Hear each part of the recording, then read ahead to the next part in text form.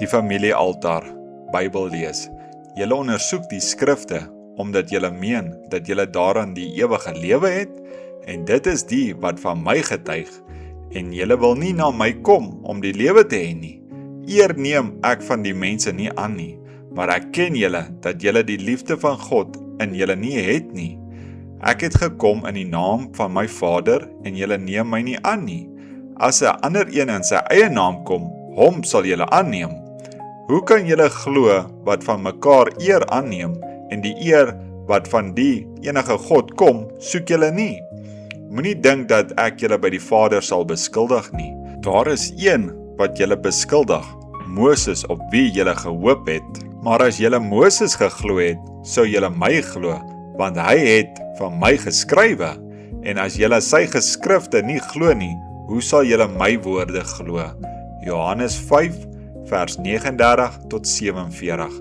Boodskap lees. Jesaja 9 vers 6 het die profeet gesê, want vir ons is 'n seun gebore, 'n kind is aan ons gegee, en sy naam sal genoem word, Wonderbaar, Raadsman, Vredevors, Sterkte God, Ewige Vader, en die heerskappy sal op sy skouers wees, en aan sy koninkryk sal daar geen einde wees nie. Ons weet dat daar in daardie dag 'n kind gebore sou word, 'n maagd sou ontvang en 'n kind baar, en dit het nie deur enige van hulle stelsels gekom nie. Daarom wou hulle niks daarmee te doen hê nie. Hulle het dit verwerp. Maar die gesalfde woord, God, Immanuel, wat vlees geword het onder hulle, het daar gestaan.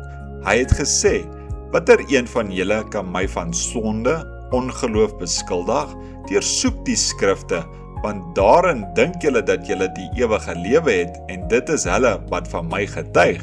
Hy was duidelik geïdentifiseer as die Messias wat in daardie dag moes verskyn. En die stelsels het die mense se gedagtes deur soveel mensgemaakte reëls en dinge deurmekaar gemaak, totdat hulle die woord van God kragteloos gemaak het. Hulle kon nie sien dat hy die Messias was nie. En soos dit toe was, so is dit weer vandag. Dis reg, die stelsels van die wêreld, die meganika, het die seiers geplaas waar die uitlaatpyp behoort te wees in hulle groot meganismes. En hoe kan dit dan werk? Dit kan nie. Dit is nie so gebou nie. Die kerk kan nie werk sonder die krag van God deur die woord nie. En die Heilige Gees sal slegs die woord van God bevestig. Want dit is wat hy moet doen. Die salwing is daar om die woord te bevestig. En Jesus was die gesalfde een, die woord wat vlees geword het. Daarom het hy daar in die water ingestap. Hy was die woord wat na die profeet gekom het. Hy is deur die profeet gedoop, en die profeet wat daar gestaan het, het uitgeroep en gesê, ek moet minder word, hy moet meer word. Ons vind dat dit God se manier is om dinge te doen. Maar, het hulle dit ontvang? Hulle moes dit geweet het. Hulle het die werke van God dopgehou. Hulle het die woord vervul gesien. Hulle het geweet, die skrifte sê dit, maar hulle kon nie glo dat dit sou so kom nie. Dit moes of na die Fariseërs of na die Sadduseërs kom. As dit na die Fariseërs gekom het, sou die Sadduseërs dit nie ontvang het nie. En andersom sou die Sadduseërs dit nie ontvang het nie, omdat hulle gesê het die Fariseërs sou dit hê. En dit is presies hoe dit vandag is.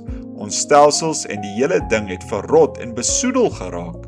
O my, die uur waarin ons nou leef, 'n verblinde wêreld wat in duisternis wandel, gebuig onder die stelsels van hierdie wêreld, soos skape sonder 'n herder. Wanneer hulle die woord van die lewende God voor hulle bevestig gesien het, en dan blindelings wegstap en dit verlaat, hoe kan jy enigiets anders te verwag? Amen. Daar het ons dit. Die wêreld val weer uitmekaar, 27 November 1963, deur William Marion Branham.